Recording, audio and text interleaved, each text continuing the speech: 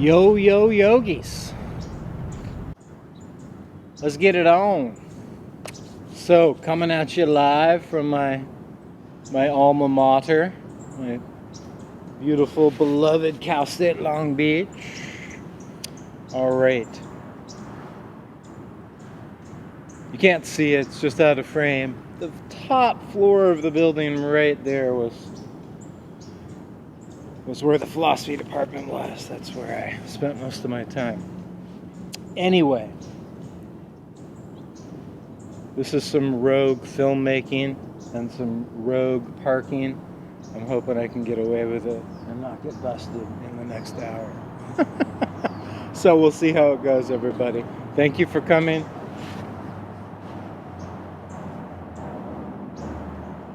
All right. Let's begin in a simple cross-legged seat. Sukasana.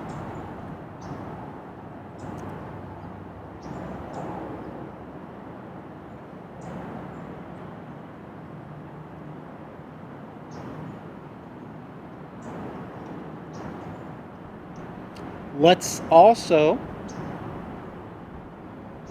assume a mudra, which is essentially just a posture for your hands. What are you going to do with them? Where are you going to put them? This guy is so well known it almost seems cliche, but a little Jnana mudra, thumb and index finger together, and those guys can go down or up.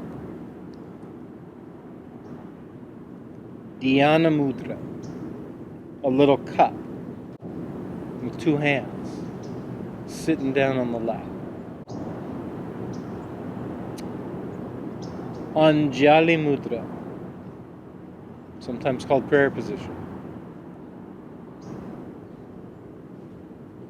Why don't y'all pick one of those? So I guess we have 4 if you count the up and down. Lap or heart.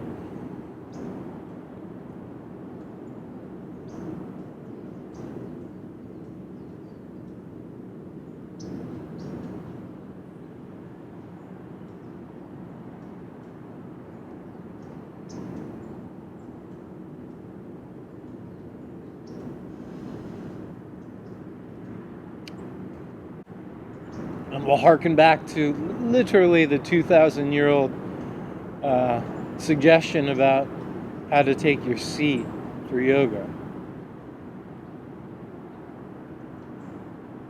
And the suggestion is to embody the quality of steadiness and to embody the quality of easefulness. Stiram and Sukha. That same Sukha that comes in the name of this pose, Sukasana.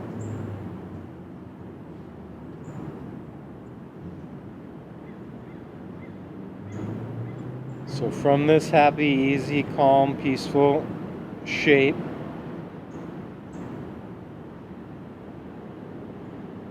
we've cultivated a mudra. We're attempting to embody 2 distinct qualities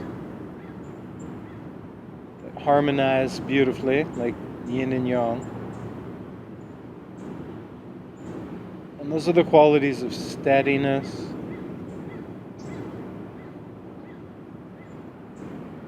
and easefulness.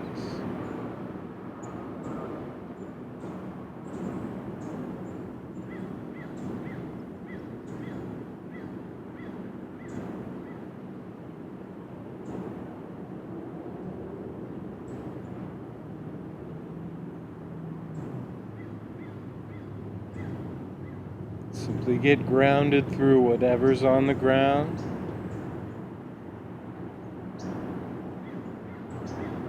Sit in a way that feels like there's a gentle openness across the heart.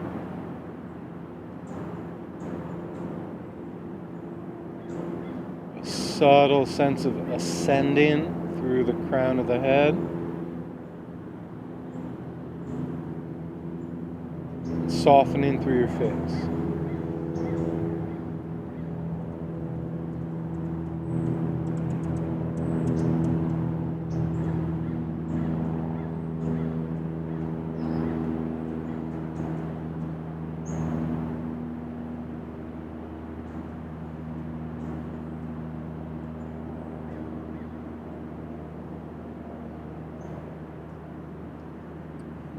Encourage your attention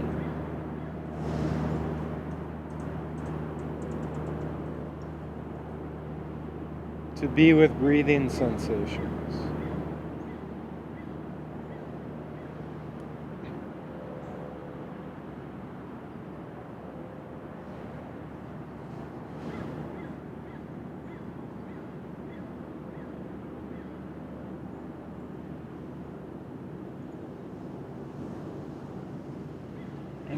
Really feel the direction of movement through your body. So bringing molecules in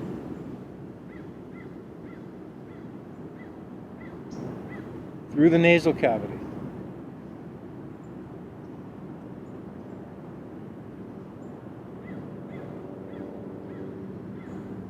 Really taking in hundreds of smells potentially along the way as well. We won't get lost in that. Just part of what's happening.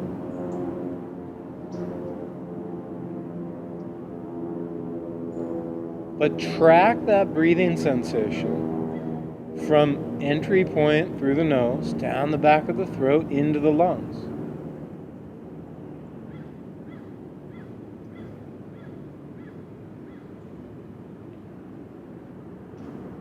Your lungs are just this dense network of branches and branches and more and smaller and smaller, and they take up like as much floor space as like half of a tennis court, even though they're tucked into your body like the size of a football. So when you get to that point of breathing where you're feeling the breath in your lungs, feel that capacity for expansion. Forward, sideward, downward. We're kind of sensing the breath move into the body from the top down. But it also spreads into the side of the lungs. It spreads into the back of the lungs. It penetrates to the very bottom of the lungs, the opposite of a shallow breath.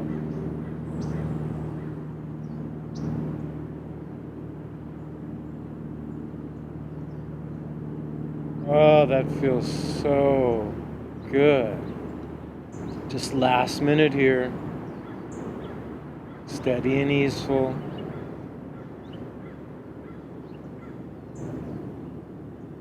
Deep breath enters from the top.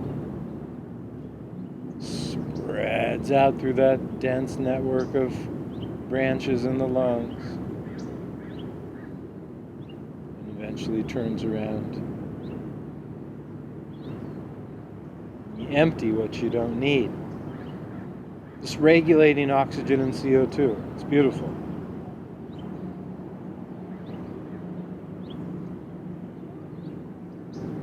Last couple rounds.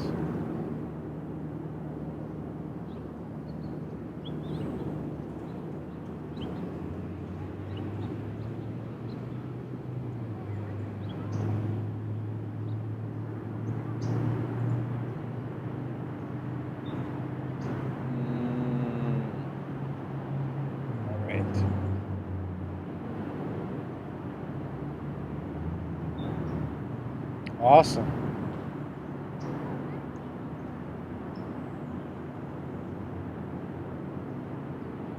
Let's bring the hands up to the heart.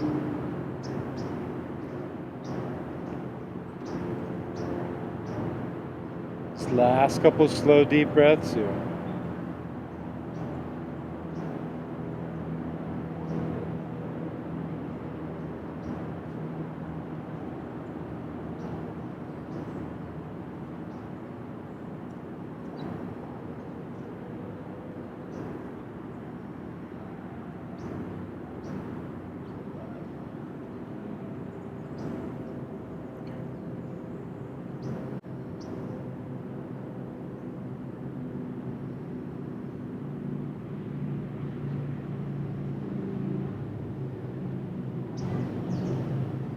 As you're ready, everybody, simply interlace your fingers.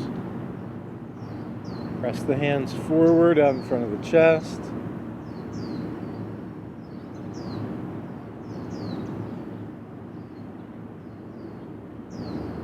Begin to raise the arms upward until you feel a little resistance in your shoulders. Wherever you first encounter that resistance, just pause there. And then we're going to bend the arms from wherever that angle is and straighten. So the hand should come basically to the head, whether it's the forehead, the top of the head, or the back of the head. We're picturing somebody super flexible with the arms behind the head. This is, movement number 1 for your shoulders, so go easy. Don't try to push it too hard, too fast, or too far. One more.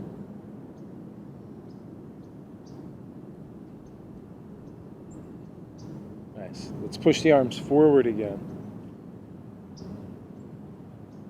And shake it out.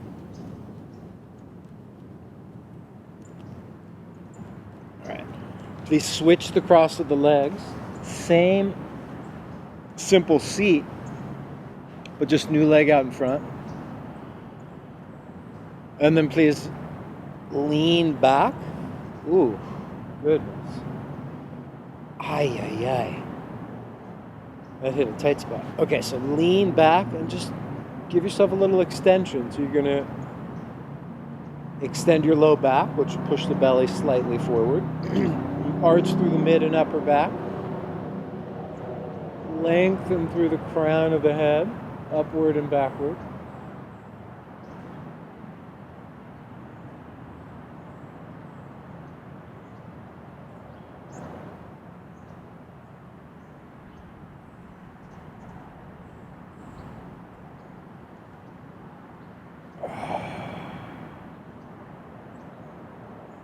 And then slowly come back to neutral. And then gently take it forward. So don't take these to the extreme.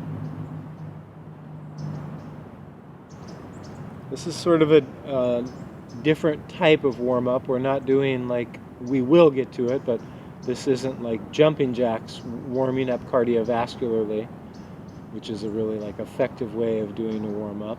This is actually doing some passive, just stretching, not really mobility. So it's just kind of touching a little bit of the first point of tension, just kind of hanging out there for a moment, just starting to warm up the spine a little bit in all directions. Please come back. 2 more directions. So we went backward, we went forward, now we're going to go sideward. So I'm rooting one hand on the ground and actually using that hand to really anchor the opposite glute. And then just doing a little side bend. All right, so then let's release that, side bend number 2. But first one to the to this side.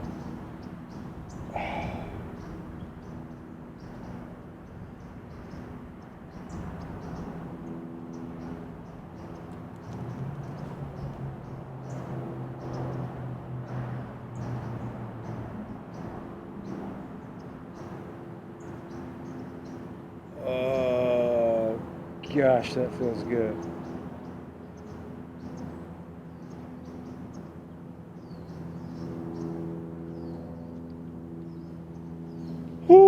Let's come back. Next one is to twist and just go nice and easy. So now we're rotating the spine.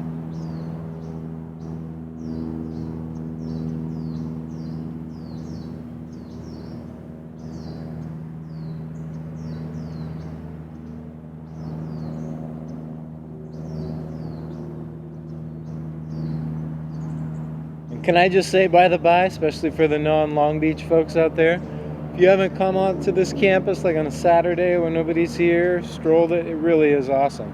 And if you like modern architecture, Edward Killingsworth did a lot of the work here. Killer. All right, and then let's rotate the opposite direction.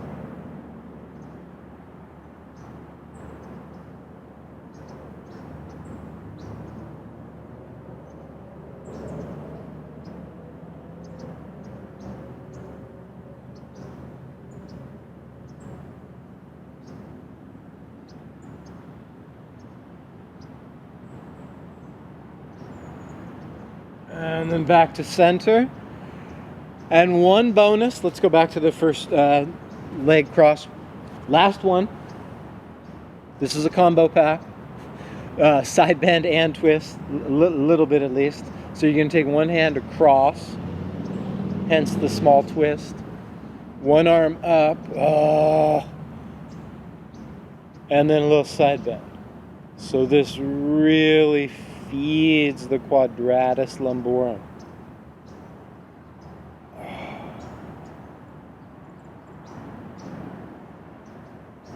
Sounds like you're talking about some prehistoric beast you're feeding. It's just a long back muscle.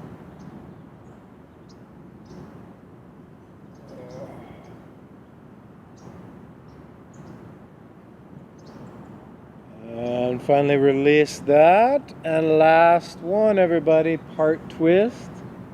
It's kind of the smaller part of it. And part side bend. That's the fuller part of it.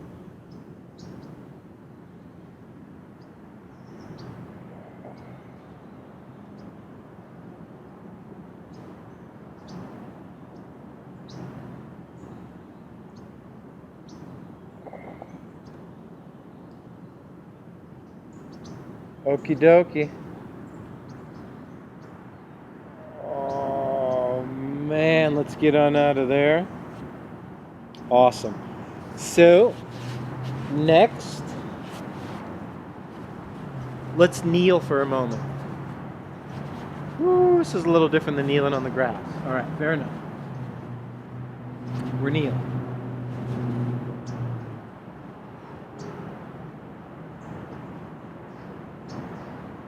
This will be pretty brief. Just reach up both arms and then sweep them to the back of your spine. Kind of the bottom of your glutes down to your tail. So you're going to inhale up, exhale down,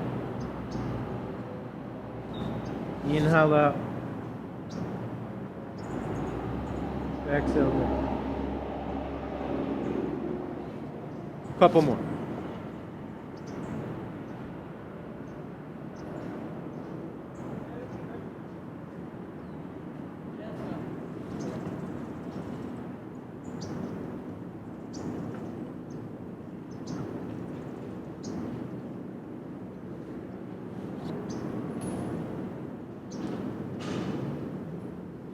Last one.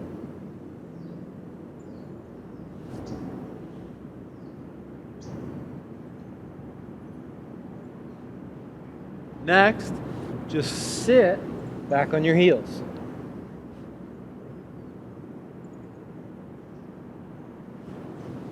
And then push up. Sit back down. Push back up.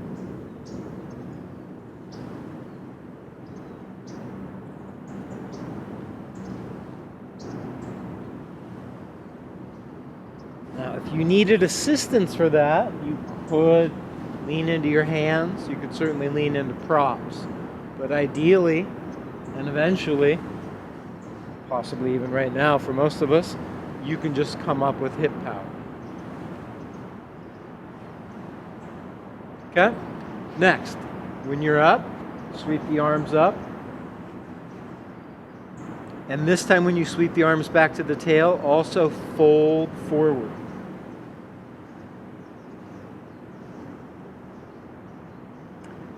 And when we bring the arms up, you're going to bring the hips up.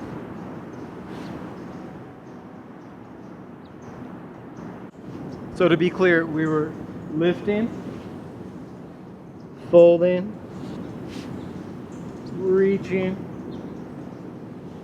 folding, and then on this last one, sorry for any confusion, on this last one, hinging in. Now from here down in child's pose, you're going to reach both arms forward.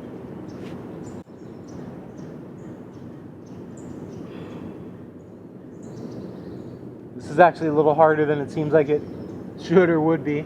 And then alternate lifting arms.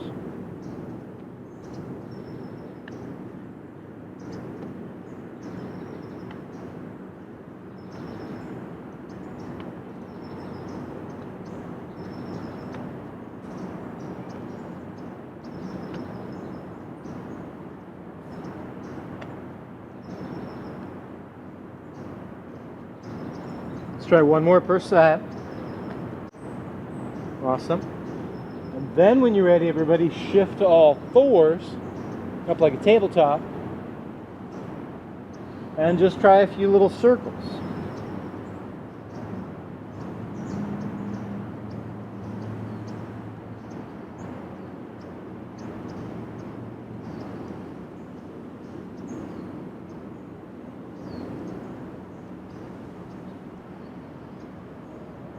Circles the opposite direction.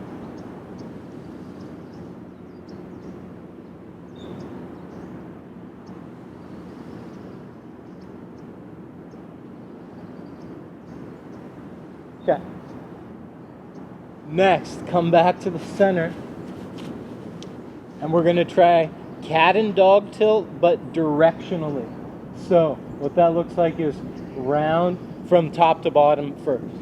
So round your head and neck, round your upper back, round your mid back, round your low back, and then again start from the head. Arch, and then upper back arch, and then mid back arch, and then low back arch, and from head to tail again. Start to go into cat.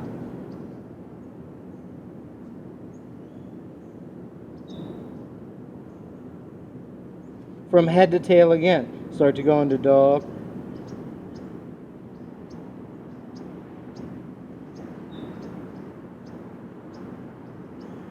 One more time, head to tail. Cat.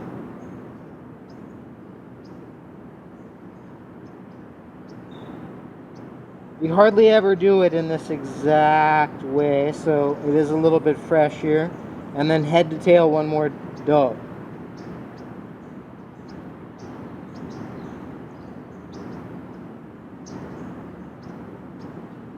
Now tail to head. So now you start, say you're in dog tilt to start, you initiate with tail, and the last thing to do anything toward cat is the head. Tail.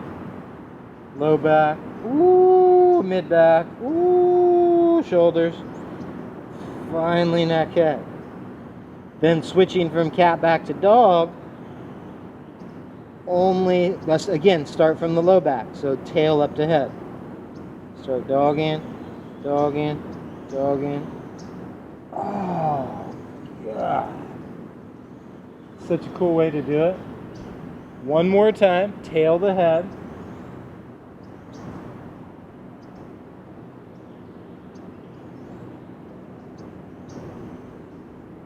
One more time, tail to head, into dog.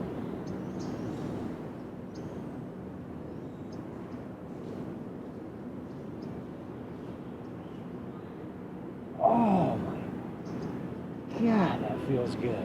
Next, make a little room, move your left hand over to the right. Put your left foot right where your left hand used to be. Tuck your back toes, shimmy off your back knee. Push backward strongly enough. Ooh, I almost overdid it. Where you can really feel that calf. Strong active calf work.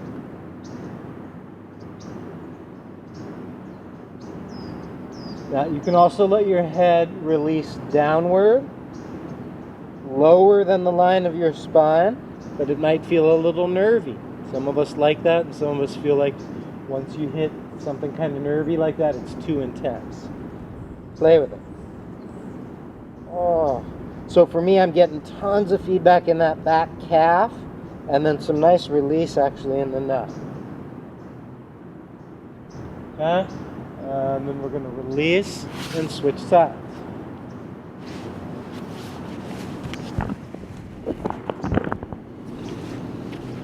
So switching sides, you're all fours, make a little room for a foot. Oh, that already feels great. Tuck toes, shimmy off the, oh, man, hitting some tight spots. Shimmy off that back knee, find that pretty strong stretch in your back calf. Possibly release the head lower than the line of the spine, possibly keep it in line.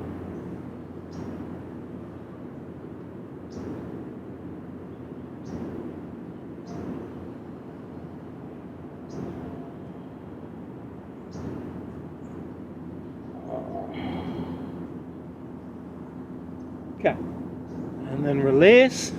One more go. First side. Left foot forward. You can be on your fists, fingertips, or palms, or up on yoga blocks. Come off your right knee. This time, this is one of my favorites. It's actually been a few weeks since we've done it together, and just letting the lunge push forward and letting the lunge pull backward. So you've got a lot of wiggle room here. The push forward, you can really see that front knee exceed the angle of the ankle. I'd say with the caveat that the heel is still heavy. The pull backward, you can pull your entire foot off the ground except for your heel. You can try to stick your tail straight up. You can release the crown of the head down into the foot. And you can try to swivel / square up the hips.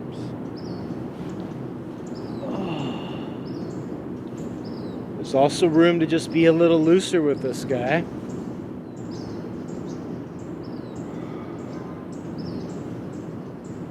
Two more.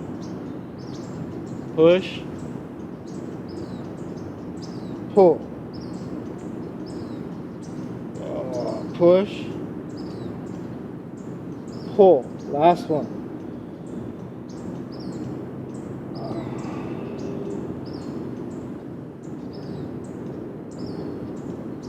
One round, pushing and pulling the lunge, new side, last time. Pull.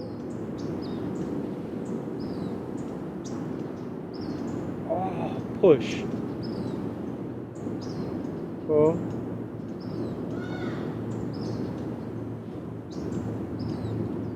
Push.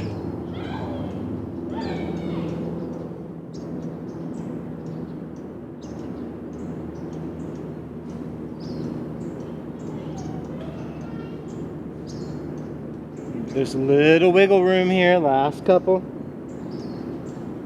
Meaning you can modify in kind of your own playful way.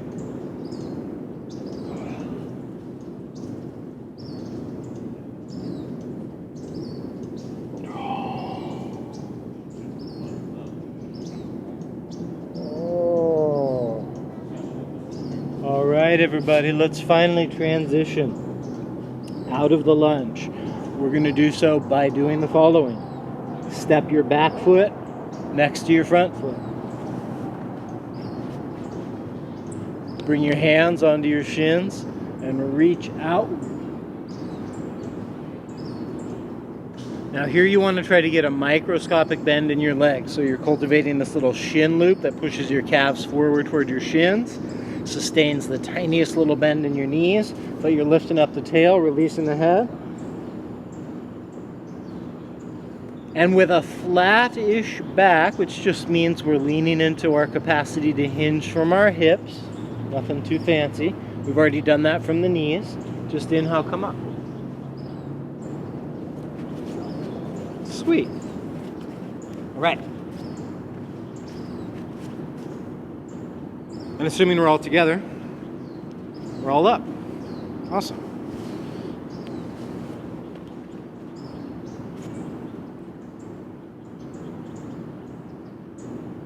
Let's reach the arms out.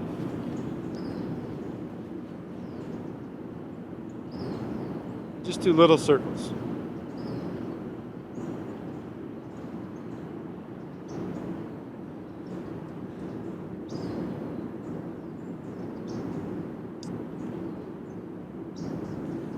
Little circles the opposite way.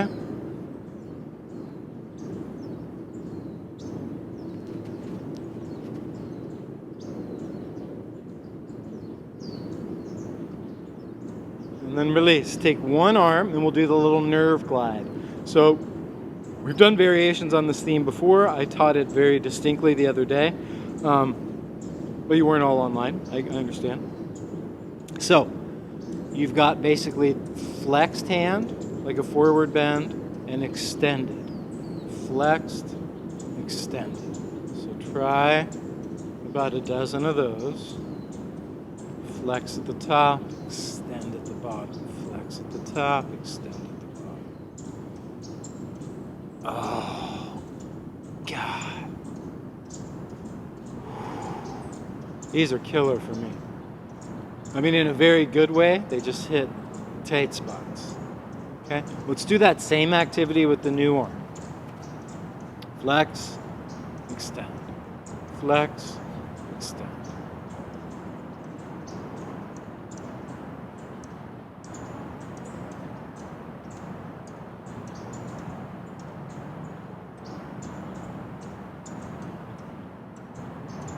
Okay? So next round, we're back to arm number one, but let's do the opposite. Let's extend. Oh, God. Let's extend at the top and then flex at the bottom. Extend, back bend, or like you're holding the tray at the top, and curl flex at the bottom. And same two actions with your forearm, with your wrist, we've just switched when they occur. Oh, goodness. Okay. New side, back bend at the top, forward bend at the bottom. Extend, flex. Extend, flex. Really extend, really flex.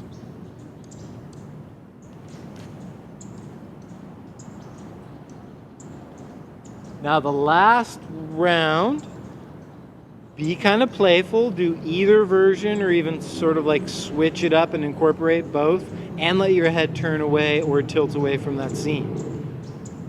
So I've got a little turn away, and I'm going through that flossing movement. Oh my God. It's so intense up through the scalenes and the sternocleidomastoid. And then I'm going to keep the head tilted and kind of switch the flex and extend.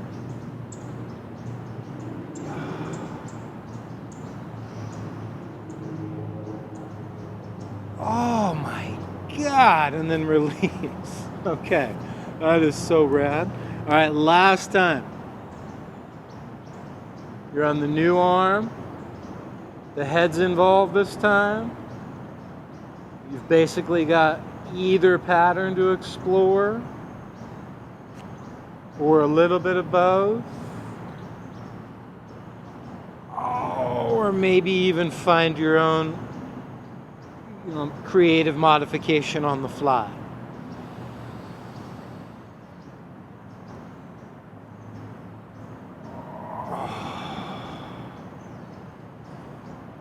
All right, everybody, let's bring that section to a close. But let's pause for a moment and feel the effects.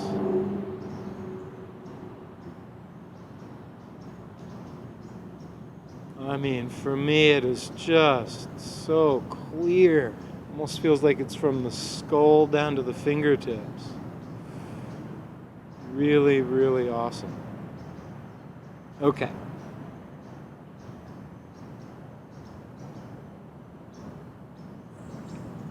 Let's switch gears a little. So what I'd like you to do is find a little mat straddle.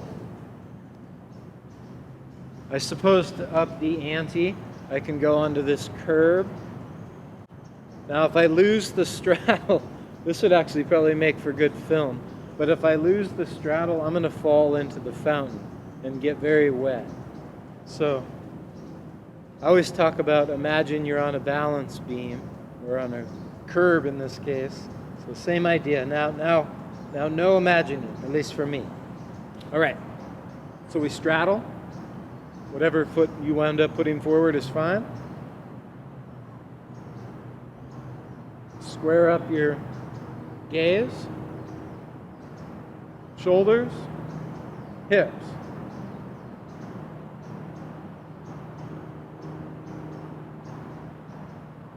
Then reach your arms backward and downward strongly.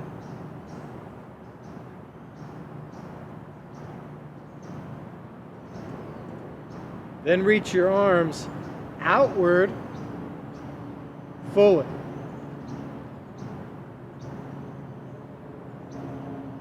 Then reach your arms open like a letter W. Woo. And then upward like a letter Y.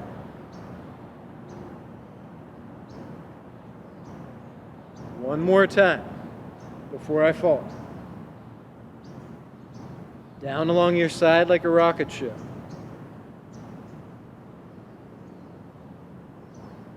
Out along your side like a hang glider.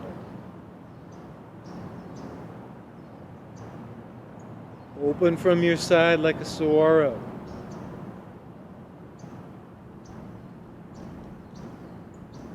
Up along your ears like superheroes in flight.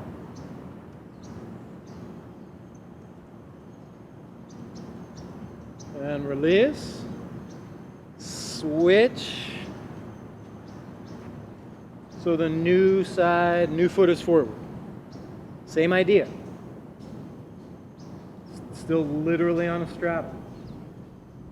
Woo-hoo-hoo-hoo. I really don't want to get wet right now. Okay. 2 times through. Forearm shapes. Letter I. That should make your triceps thump. It should give you lots of space between shoulders and ears. It should feel like you're reaching down, so your arms are very straight, no bend, but also back. You're opening up the chest, firing the back. Out like a letter T.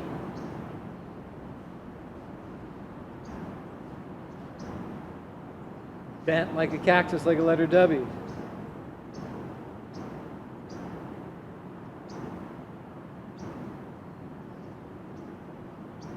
Straight up, well, with a slight angle, like a letter Y.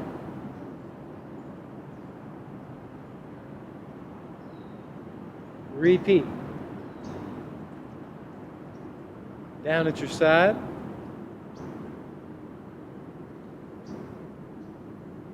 Out from your shoulders.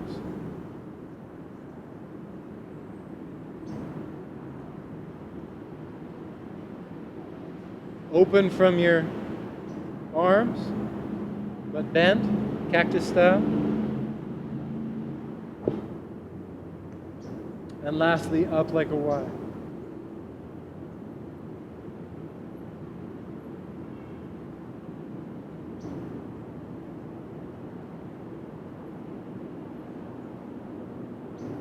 And finally release. All right. Nice, everybody. So let's come back to facing straight ahead. I'm going to get off that curb. Let's take the legs pretty wide. Maybe getting close to wingspan width. That's a lot to ask for, but somewhere in that range.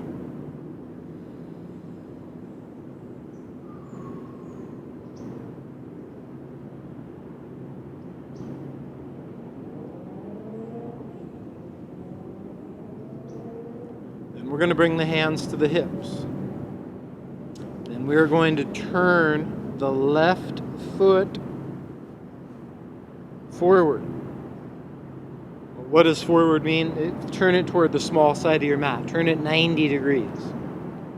The back foot, for me it's the right one, turn it in about 10 degrees. So to be clear, one foot faces that way. One foot faces barely in. The torso still faces to the wide part of your mat. Like a teapot, from your hip, not that a teapot has a hip, but tip sideways,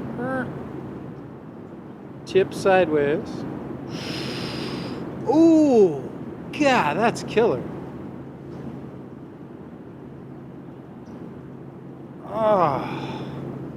Couple more times. So you're hinging from your hip, back up. Hinging from your hip, back up.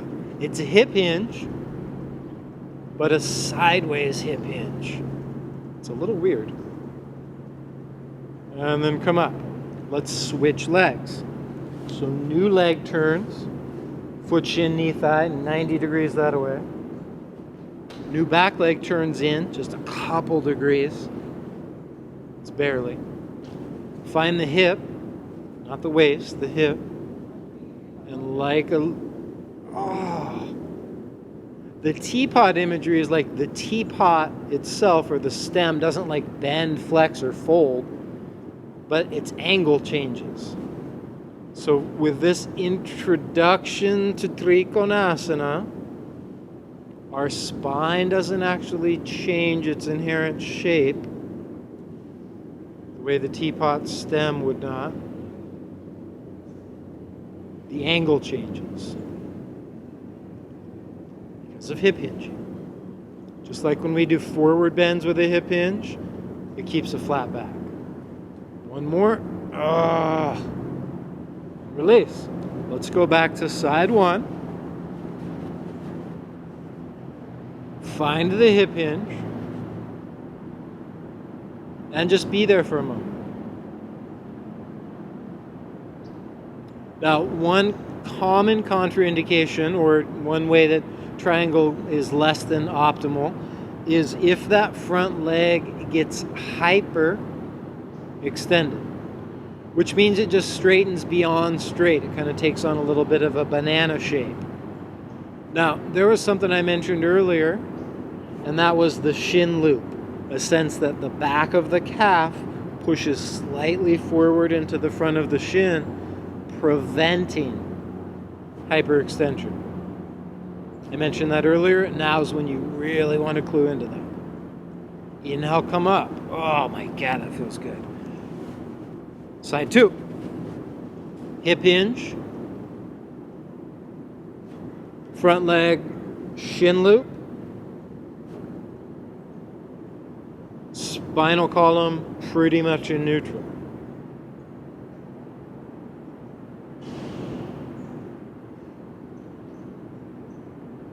Oh. Up you come. Last one. Side one. 90 degrees, 10 degrees. Hip hinge. Hold it internally. Now, wherever you are, sometimes it's a little challenging to figure out exactly the line of the shoulder girdle, but 9 and 3 o'clock your arms. Don't necessarily hold your shin, just find those 9 and 3 o'clock arms. We're actually still doing an internally supported triangle. You hold it with that QL, you hold it with your torso, rather than leaning into a chair or a block or the floor or your leg. It's a slightly different approach. One more big breath here. Inhale, come up. Switch. Just go ahead and keep the arms in 9 and 3 for this entry. Hip hinge.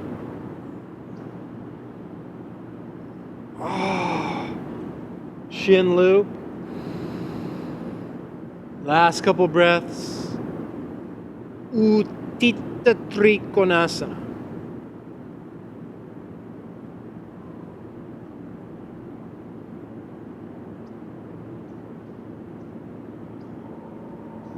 Oh, and up you come. Awesome, you guys. Let's get all 10 toes facing straight ahead.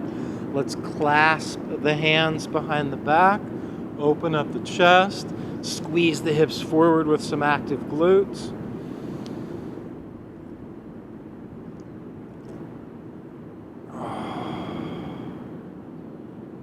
And release the arms. All right. So we're going to lean into one more open frame, wide stance type of pose. Warrior 2. So maybe even get a little wider. Turn your left foot forward in that same 90 degrees. Turn the back foot in that same 10 degrees. Front leg faces due that away. Torso still faces due that away. This time, bend your front knee. Big, full 90-degree kind of bend.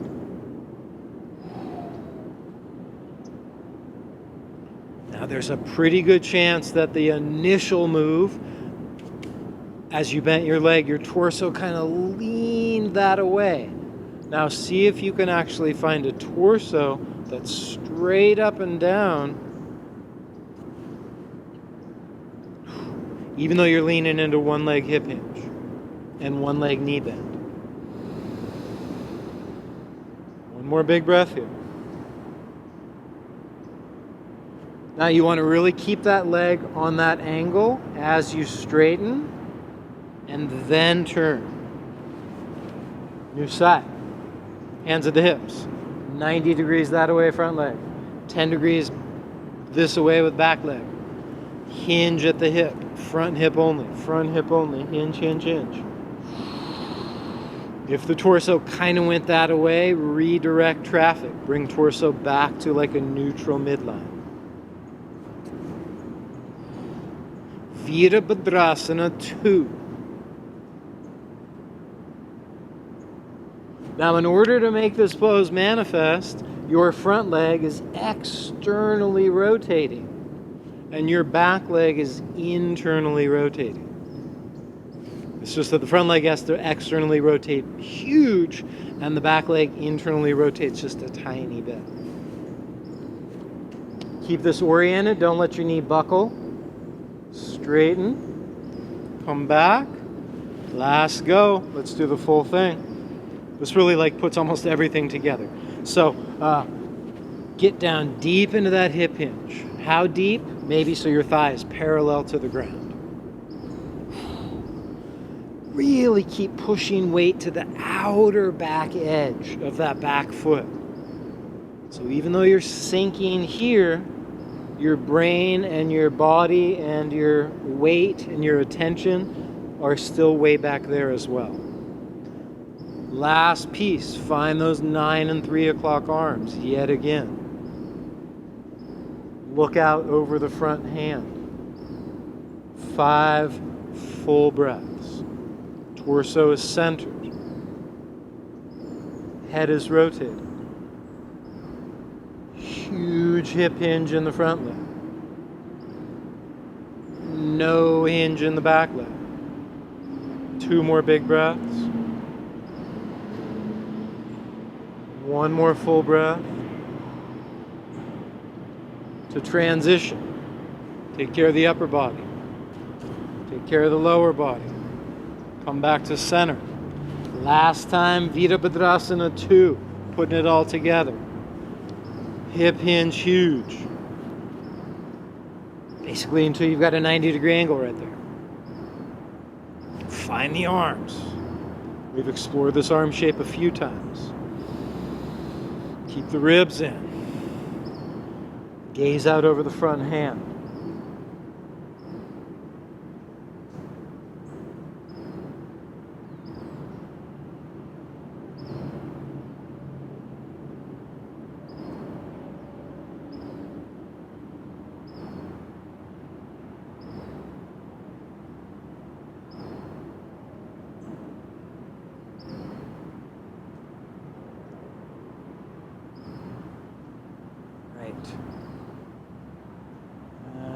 release the hands.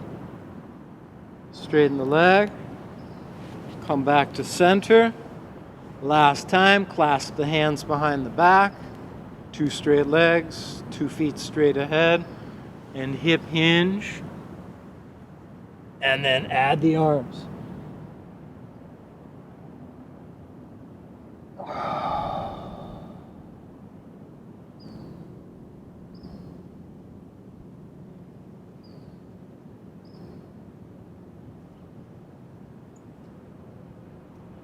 Now from here, everybody, we're going to bring the hands down to the ground.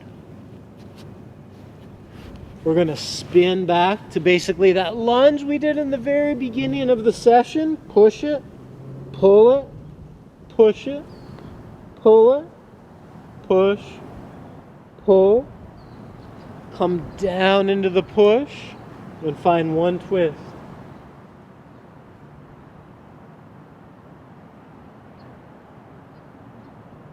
Come back. Spin around. New side. Push, pull, push, pull. One more push with one twist.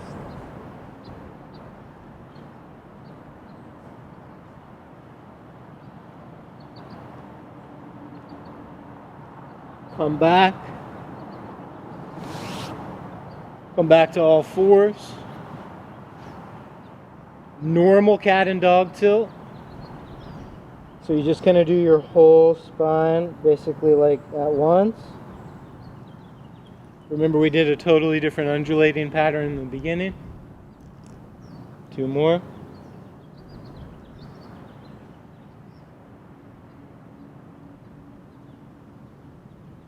Last one.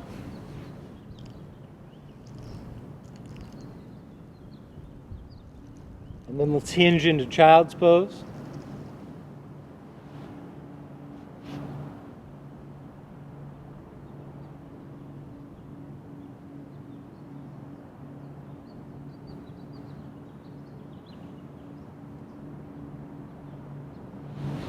And from there, everybody slowly uncurl your way up.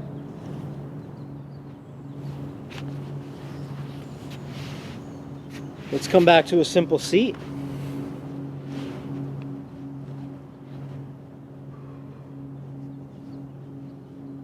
Let's come back to a brief back bend.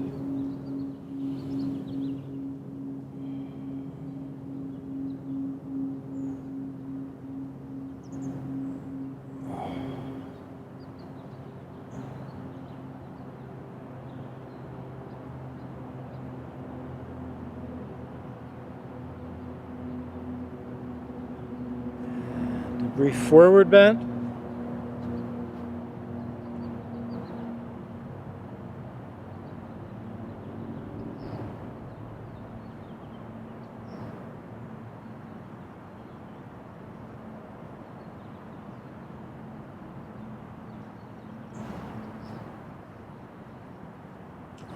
Up to neutral and a brief side bend. You might recall we basically did this pose, this set of poses to open as well. Revisiting them now at the end of our session. Side bend the opposite way.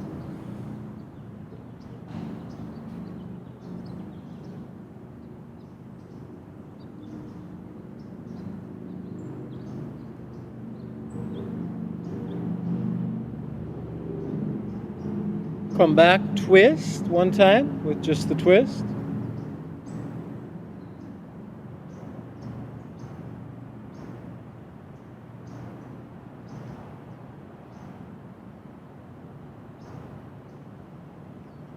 Twist the other way.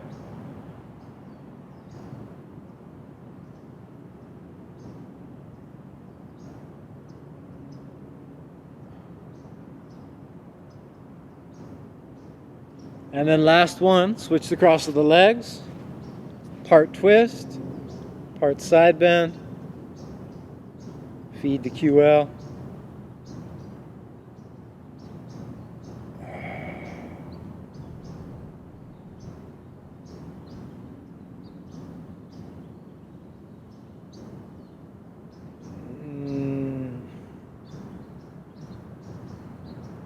Last go. Part twist. Part side bend.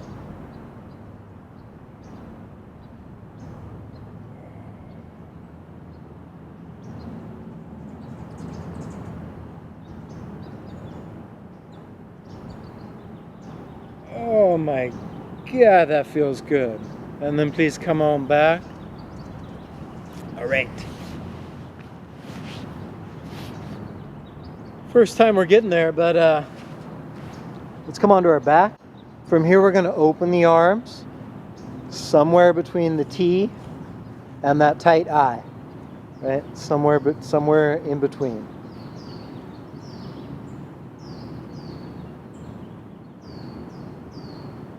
Encourage your head to find the perfect centered point. So there's like two axes, right? You've got the X and the Y.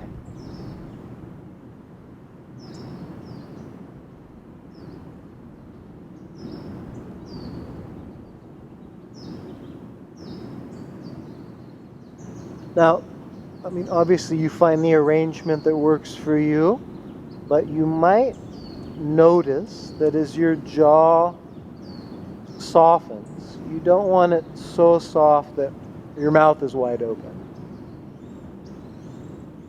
So you might notice that there's like this position where the lips are together, the jaw is pretty relaxed, the teeth are maybe very slightly apart, and you're able to conform to like a mouth closed scene, which ensures nose breathing, but also some relaxation in there.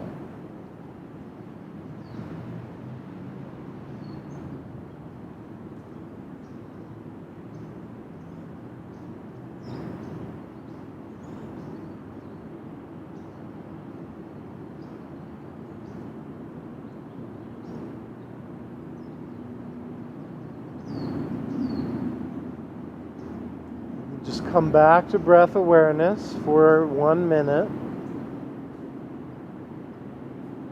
without trying to change or manipulate your breath.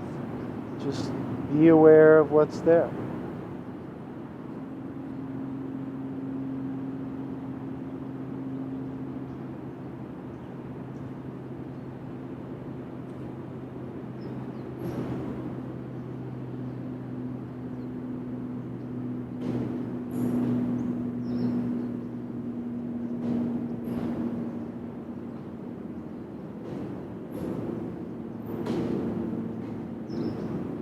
And then at some point, transition from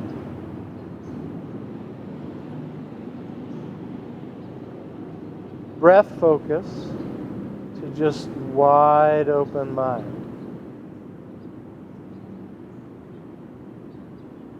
Inhibit the inhibitors.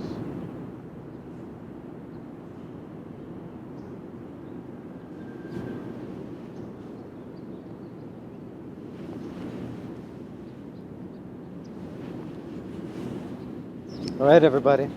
Shavasana.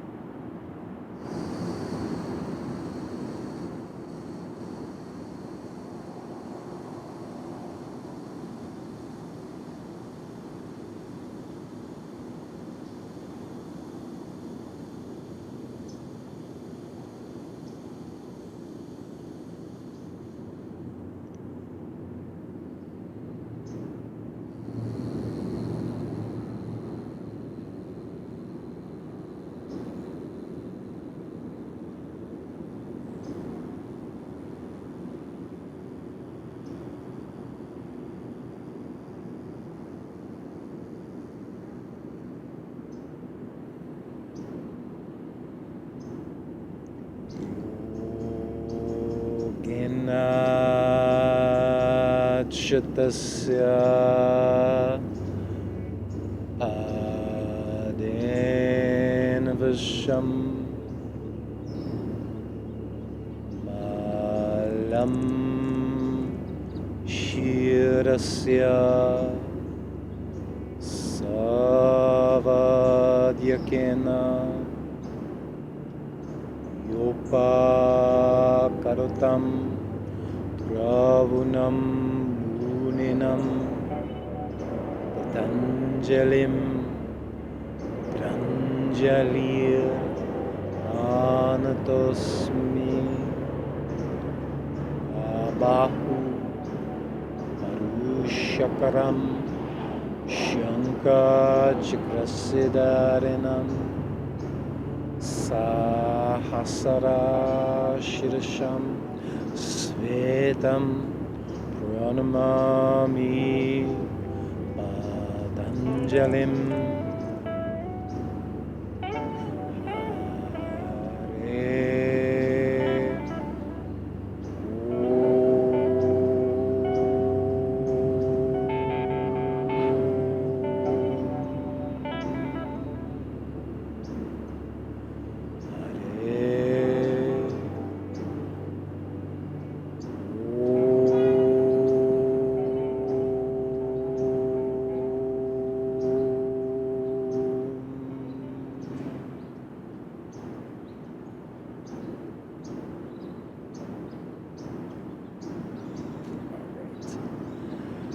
So that is the invocation to Patanjali.